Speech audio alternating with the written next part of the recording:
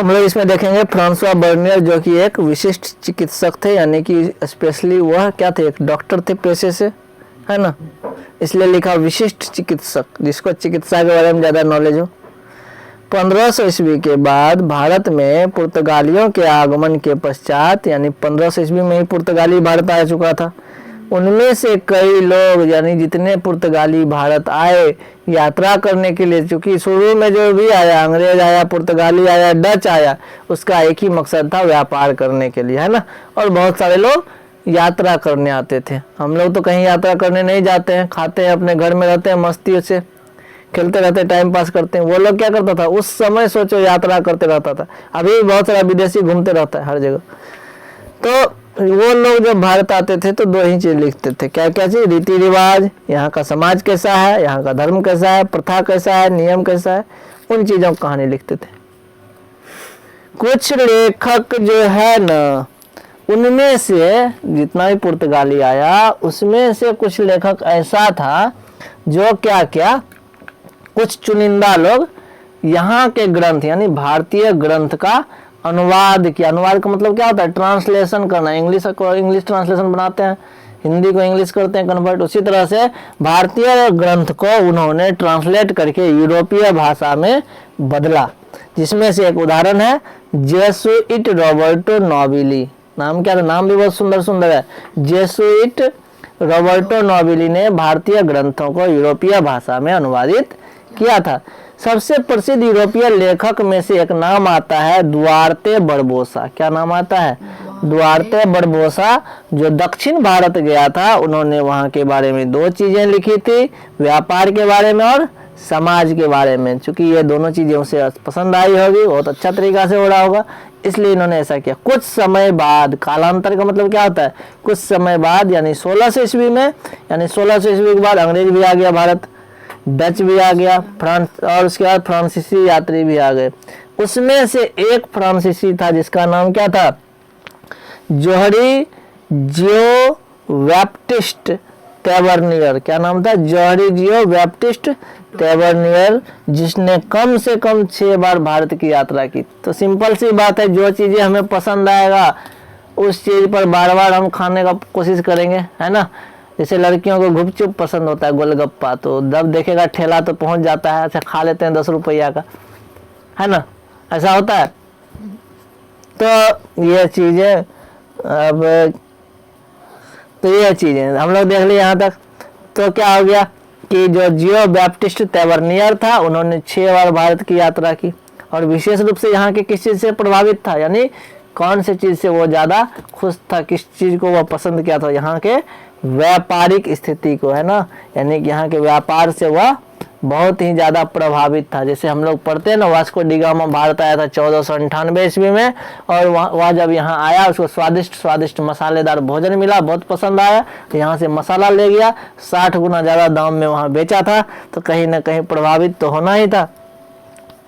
भारत की तुलना ईरान और ओटोमन साम्राज्य से करने लगा। किससे करने लगा, ये जो जियो बैप्टिस्ट टेबरनियर था, भारत की तुलना या किससे किससे किया, ईरान से, उसके बाद किससे, ओटोमन साम्राज्य से, है ना।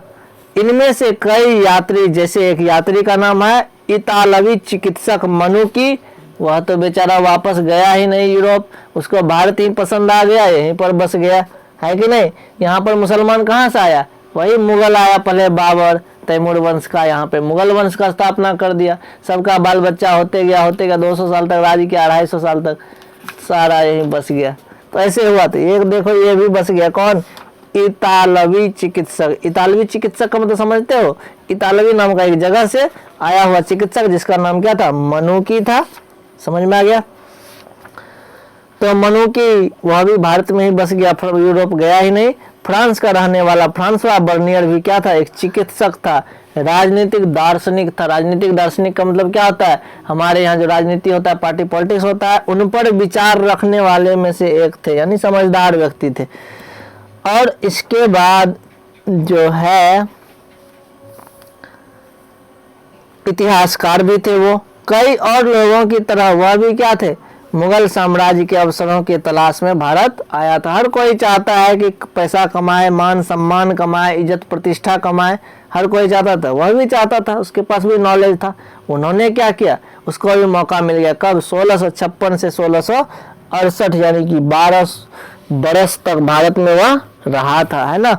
मुगल दरबार में उसको सिकोह का चिकित्सक, सिकोह नाम का एक जगह था, वहां पर उसको एक डॉक्टर के रूप में स्थापित किया। कौन? मुगल शासक शाहजहां का पुत्र, सबसे बड़ा पुत्र जो था वो। उसके बाद क्या हो गया, मुगल दरबार में ही एक और व्यक्ति था, अमीर दानिशमंद खान, जो कि बहुत ही इंटेलिजेंट व्यक्ति था, बुद्धिजीवी था, दिमाग वाला था। उसके साथ इसको वैज्ञानिक बना दिया। ठीक है, यहाँ देख रहे हैं हम लोग कि फ्रांसवा बर्नियर किस ड्रेस में? इंग्लैंड के, यूरोप के ड्रेस में, अंग्रेजों के ड्रेस में दिखाया गया है, यूरोपीय पोशाक। अब आते हैं पश्चिम और पूर्व की तुलना की बात करें। पश्चिम और पूर्व किसको बोलते हैं? हम लोग किधर रह रहे हैं? पूर्व की ओर, पश्चिम की ओर अमेरिका, इंग्लैंड, ये सब देश क्या है? पश्चिमी देश। तो बर्नियर क्या किया कि ये जो यात्रा करता था, यहाँ का तुलना वहाँ के देश से करता था, यहाँ के समाज का तुलना वहाँ के समाज से करता था, यहाँ के विकास का तुलना वहाँ के विकास से करता था। तो कहीं ना कहीं ये तुलना करता था, है ना। और चूंकि ये जो भी कहानी लिखता था, जो भी घटना लिख रहा था अपने पुस्तक में, या किसके लिए लिख रहा था? वहाँ का जो शासक था फ्रांस का, लुई 14वां, क्या नाम था? लुई 14वां, उसी को ये समर्पित कर रहा था सारी घटनाएं। क्योंकि हर कोई चाहता है कि 10 जगह तुम घूमो, वहाँ से नॉलेज लेकर के आओ, उसके पास क्या क्या अच्छा चीज़ है कलेक्ट करके अपने में लागू करो, ताकि तो और तुम अच्छा बन जाओ। कहा जाता है ना कि हमें दूसरों से उसके अवगुण को नहीं सीखना चाहिए, उसके अच्छे गुण को सीखना चाहिए, और उस गुण को अपना करके हम और अच्छे बन सकते हैं। तो लगभग प्रत्येक दृष्टांत में बर्नियर ने भारत की स्थिति का आरोप, यानी कि जो जहाँ जहाँ उन्होंने कुछ भी लिखा, वहाँ पर उन्होंने क्या किया? भारत की स्थिति को बदतर बताया, खराब बताया। कहाँ की स्थिति से? यूरोप की स्थिति से। हमेशा क्या बताया? दयनीय। भारत को अच्छा कभी नहीं बताया, है ना। लेकिन उसका आकलन हमेशा सही नहीं था। उसके कार्य प्रकाशित हुए, बर्नियर के वृत्तांत अधिक प्रसिद्ध हुए थे, है ना। जरूरी नहीं कि उन्होंने जो बात कहा सही होगा। अरे हम लोग के रामायण में भी पुष्पक विमान उड़ता था, ये लोग एरोप्लेन का आविष्कार इधर किया था, कौन? 2 ब्रदर था, भाई, है ना। लेकिन हम लोग का तो रामायण में भी उड़ता था हवाई जहाज, है ना। हनुमान जी खुद उड़ जाते थे। तो ये चीजें है। तो कुछ बातें इनका सटीक था, कुछ बातें नहीं थी सटीक। लेकिन इसका जो अपने देश में फ्रांसवा बर्नियर का जो फ्रांस था, वहां पर इसका बहुत फेमस हुआ। क्या चीज? इनका लेख देखते हैं। तैबर्नियर जो था जौहरी, वो भारतीय वेश में यहाँ घूम रहा है। उसके बाद हम लोग देखते हैं मुगल सेना के साथ यात्रा। इस यात्रा में देखे थे, यह कश्मीर की यात्रा कर रहा था। सेना में जो है यह तुर्की घोड़ा रखता था 2, एक ऊँट रखता था, फारस का ऊँट, उसके साथ इसके सेवक रहते थे, नौकर चाकर रहते थे। साथ में इतना ही नहीं, रईस के तरह रहता था। और घोड़ा को चलाने वाला एक अलग व्यक्ति जो रस्सी पकड़ के लेके जाता था नीचे से पैदल पैदल। एक नौकर ऐसा होता था जिसके हाथ में घड़ा होता था, उसमें पानी भरा हुआ रहता था। उसके साथ साथ यात्रा करने के दौरान खाने पीने का पूरा सामान होता था, अच्छे तरीके से टेबल, टेंट, ये वो, बिछावन, सारा कुछ साथ लेकर के जाता था, है ना। यानी कि फ्रांसवा बर्नियर चूंकि लेखक था, डॉक्टर भी था, तो जहाँ भी जाता था इसको सारी सुविधाएं दी जाती थी राजा की तरफ से। राजा का आदमी हुआ ना, फैसिलिटी सारा मिलता था इसको। क्या क्या मिलता था फैसिलिटी? तो पानी वाला बताइए दिया, आगे में पैदल चलता था पानी लेकर के। हर उपयोगी वस्तु, औसत आकार का एक तंबू, छोटा सा घर बनाने वाला आदमी रहता था, दरी देता था, बेत वाला बिछावन दे दिया, तकिया, बिछौना, भोजन का प्रयुक्त गोलाकार चमड़े का मेज पोस, मतलब एक छोटा सा टेबल खाना खाने के लिए। इतना ही नहीं, रंगे हुए कपड़ों से कुछ नैपकिन, यानी कुछ तौलिया हाथ पोंछने के लिए। और झोला लंबा चौड़ा होता था, छोटा छोटा झोला पुटरी होता था, उसको एक बड़ा झोला में डाल देता था, उसको ऊँट पर डाल देता होगा कहीं जाने के लिए। फिर रास्ते में कहीं रुकना होता होगा, रात में तो रुक जाता होगा।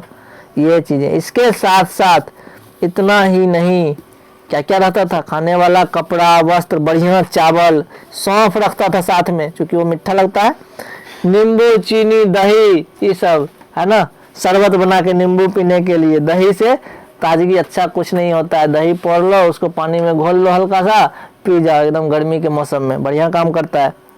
तो ये सब चीजें रखता था। बर्नियर के द्वारा दी गई सूची में से कौन सी वस्तुएं हैं जो आज आप यात्रा के साथ ले जाएंगे? तो बोल रहा है बर्नियर तो बहुत सारा बात बताया। मीठा रोटी किसको बोलते हैं? पोछा खाइए। हाँ, बन क्या होता है?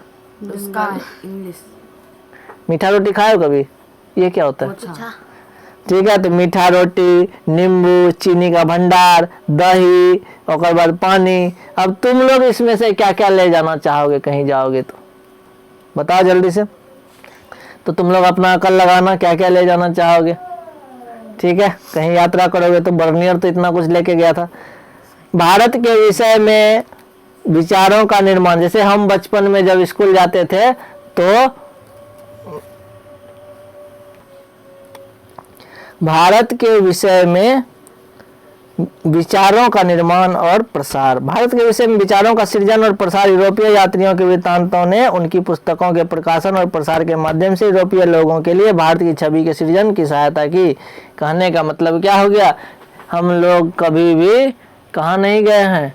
कनाडा नहीं गए, तो हमको नहीं पता वहाँ किस तरह के लोग रहते हैं। यदि रोज देखेंगे वहाँ का सारा चीज़ वीडियो के द्वारा ही हर चीज़ को समझेंगे तो पता चल जाएगा कैसा है। अभी दिखा देंगे अमेरिका में खेत कैसा है, वहाँ का गांव कैसा है, समझ जाएगा अरे वाह कितना सुंदर गांव है, एक आदमी है पूरा गांव में, पूरा खेत उसी का है। तो इस तरह से तो कहीं ना कहीं हम लोग नहीं देखे थे, लेकिन यूरोप का आदमी भी तो भारत के लोगों को नहीं देखा था। तो जितने भी यात्री भारत आते थे वो कहानी लिखते थे, वहाँ का लोग पढ़ता था तो उसके दिमाग में क्या बनने लगा? छवि बनने लगा, चित्र बनने लगा। अरे हाँ वैसा लोग होता होगा वहाँ का। जैसे हमारे दिमाग में चित्र बनता है ना कि राम भगवान जो धोती में होंगे, तीर चलाते होंगे, बजरंगबली उड़ते होंगे, ये सब कौन बनाया है? वो तो सीरियल आदमी है ना बनाया, हम ही लोग ना बनवाए हैं। लेकिन हम लोग को तो पता नहीं है, सिर्फ और सिर्फ उसका छवि बन गया है ना। उस कविता को पढ़ते हैं तो इस तरह से, रामायण पढ़ते हैं तो इस तरह से छवि बन गया, हनुमान जी ऐसे होंगे, बजरंगबली लगता है सही में वही है, लेकिन वो तो है नहीं। वो कौन है? अभी जो रामायण दिखता है उसमें से बजरंगबली कौन है? दारा सिंह थे, दारा सिंह अभी पहलवान भारत का।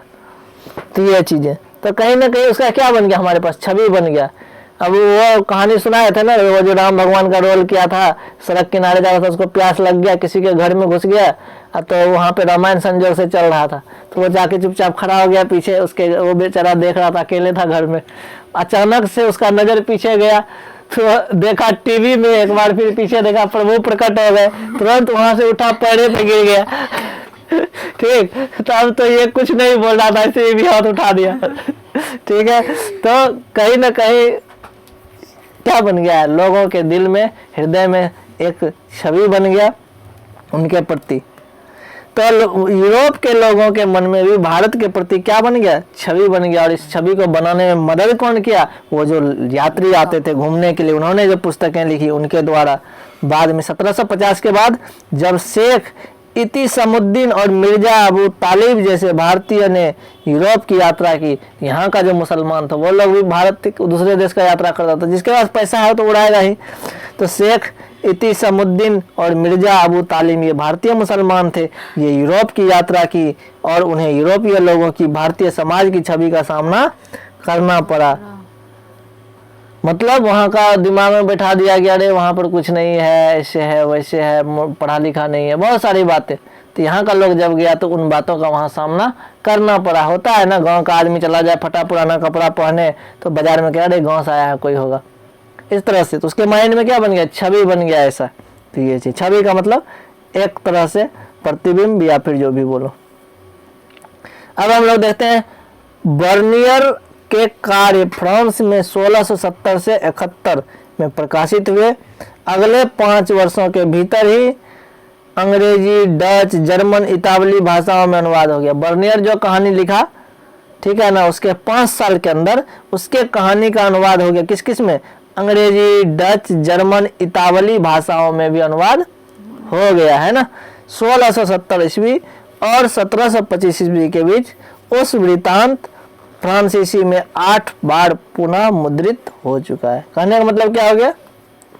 1670 से लेकर के 1725 के बीच उस कहानी का कितने बार पुनः मुद्रण हुआ? 8 बार। ये पुनः मुद्रण क्या होता है? किताब पढ़ोगे, सरकारी किताब में लिखा रहता है प्रिंट किस साल में हुआ है। प्रथम संस्करण आया 2010-11 में हिंदी पुस्तक। संशोधित संस्करण कब आया? 2012-13 में।